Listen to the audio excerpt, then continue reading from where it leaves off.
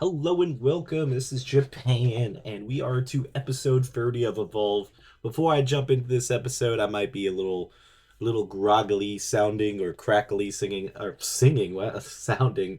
I've been sick over the last 3-4 days, so I couldn't miss Evolve. I do Raw, I do NXT, I do SmackDown, but I can miss those for a week. I can live with myself, but I can't miss Evolve. Like it's been the most fun that I've had doing videos in general because it's just like a unique thing where you see something start from the ground up, like you see it in an infant stage and see what it could become, or does it tragically end it terribly in the future? Hopefully not. So we'll start off the show with really exciting news. They're having their first Evolve special, like, basically mini PLE that like NXT does every once in a while called Succession.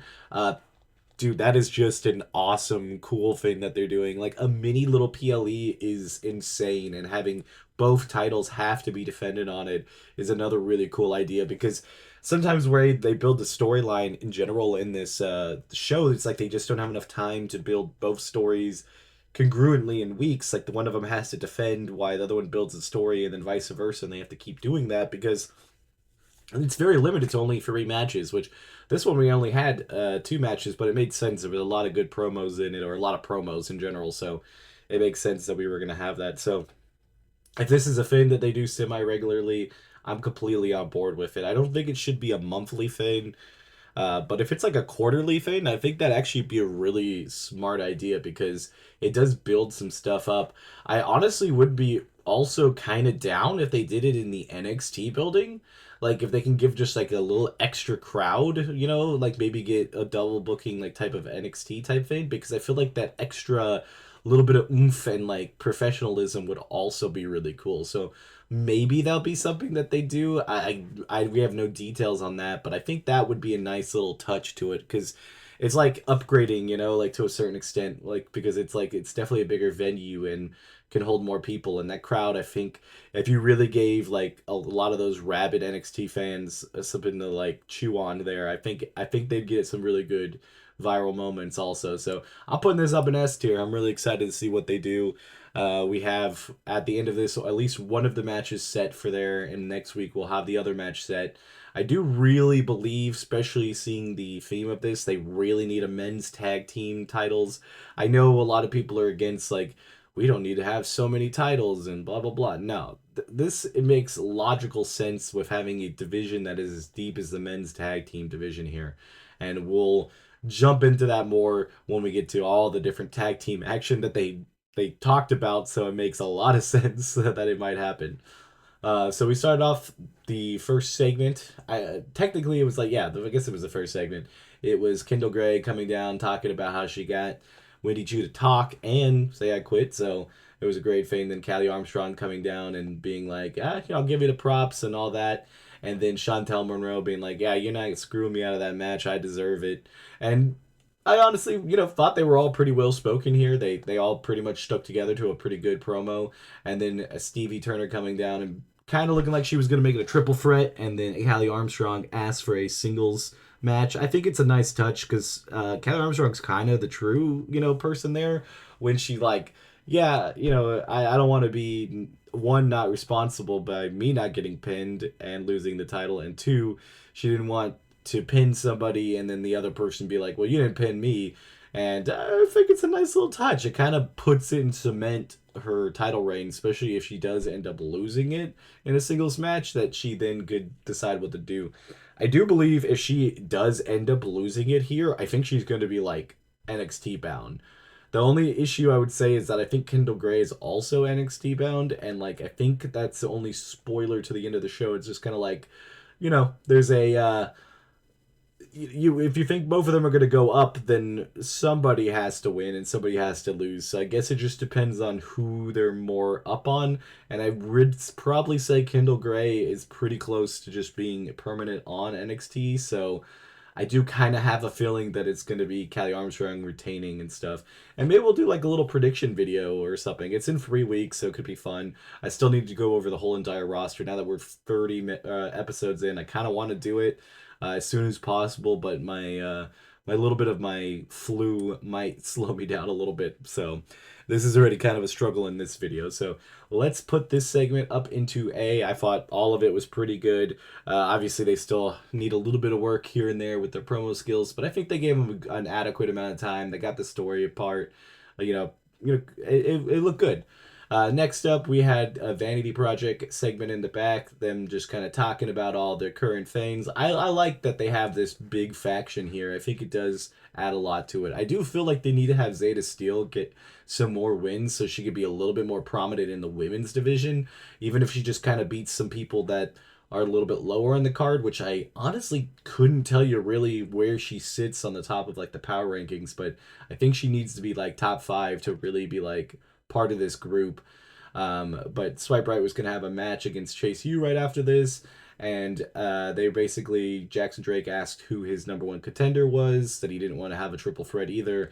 And Stevie said, no, there won't be. It'll be Kiana Carver versus Brooks Jensen, which we got 3 weeks of a build, but having no Brooks Jensen promo here, I feel like it's going to be Kiana Carver. I prefer it to be. I just feel like this, and I'll talk more about it with Kiana Carver when we get to his segment.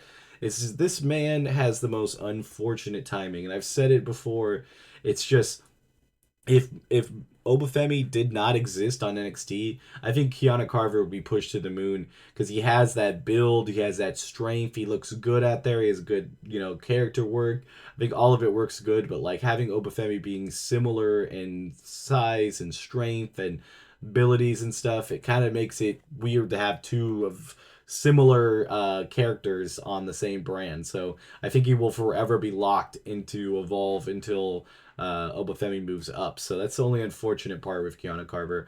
This segment in general, it was pretty solid. I'll put it in B. It wasn't anything crazy. They just were talking and stuff. They kind of just sound like frat boys and stuff, and like you're kind of listening into their clubhouse, which I absolutely hated this like camera thing because it looked like somebody was just watching them, and that's just kind of weird. I don't know why they decided to pick that. Like I know that guy just said like a kind of clubhouse vibe, but like I don't know. Yeah, it feels weird. Then we had Swipe Right versus Chase U. This match absolutely cooked, and this I think is that prime example why we need a tag division because people in NXT that are on the lower card that are the tag teams could easily come down here and fight people.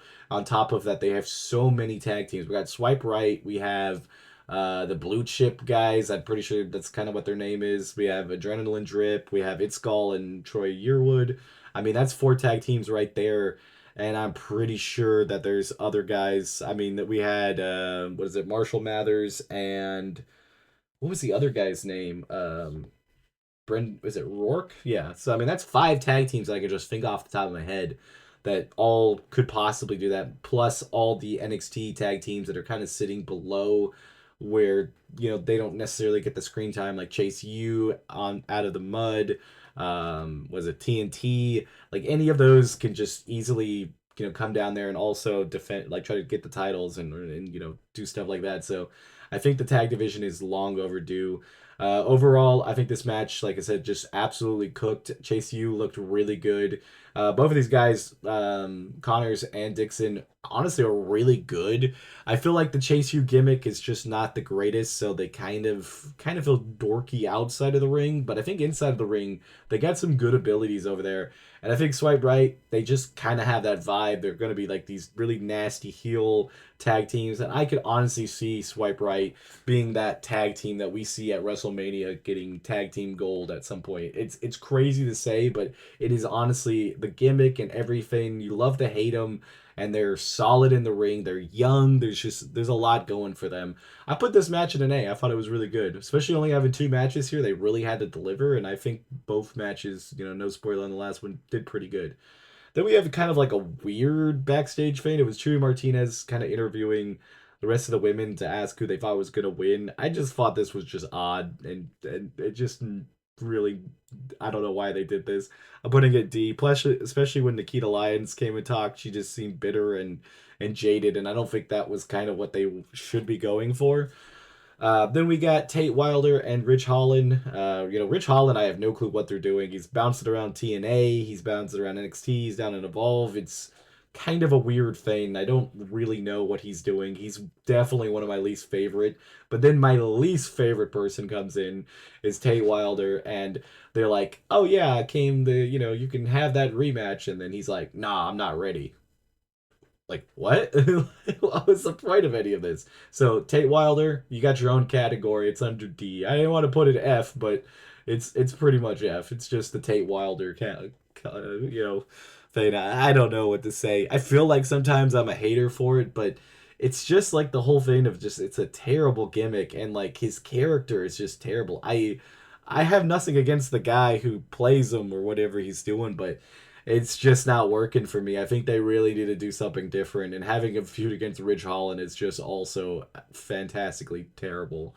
Then we get to Jax Presley and Harley Riggs. These are like the blue chip prospects. I don't know if that's exactly what they're being called, but they're basically football players.